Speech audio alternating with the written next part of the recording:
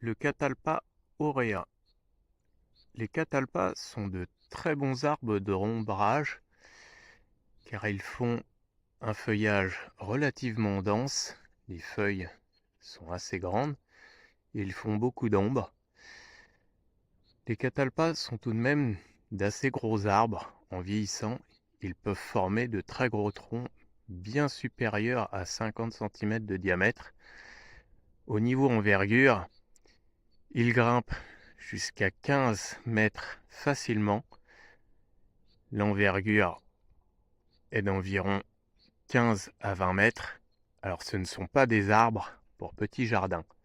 Par contre, on trouve des formes qu'on pourrait qualifier de naines, des formes un peu plus petites. L'auréa est un peu plus petit que l'espèce à feuilles vertes. Le feuillage est jaune-vert, tout dépend de la saison et de l'exposition. En été, il verdit un peu plus.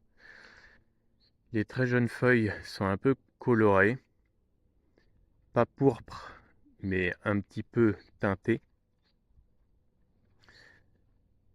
Nous sommes début août et les feuilles au printemps, les jeunes feuilles sont bien plus colorées. Il fleurit mi-juillet, c'est actuellement la fin de la floraison. Il forme des espèces de haricots renfermant des graines. C'est un arbre qui a tendance à se semer, plus ou moins. Il n'est pas spécialement envahissant, mais il faut s'attendre à avoir quelques semis. Alors c'est tout de même un arbre qui donne pas mal de boulot, puisque c'est un arbre caduc. Il perdra donc ses feuilles à l'automne.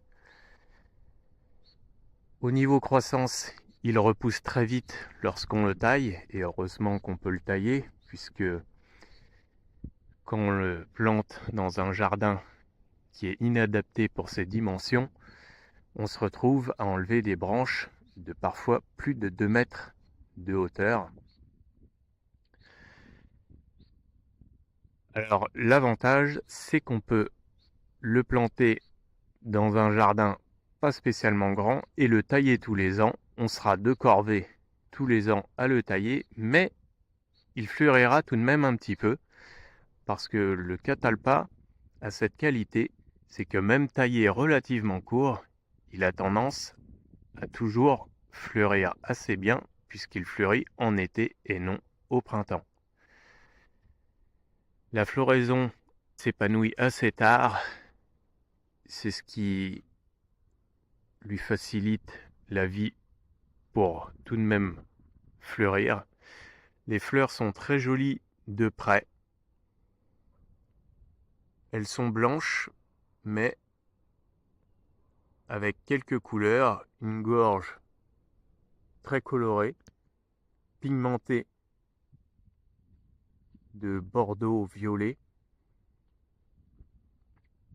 C'est un bel arbre, mais il ne faut pas oublier que c'est un arbre très poussant.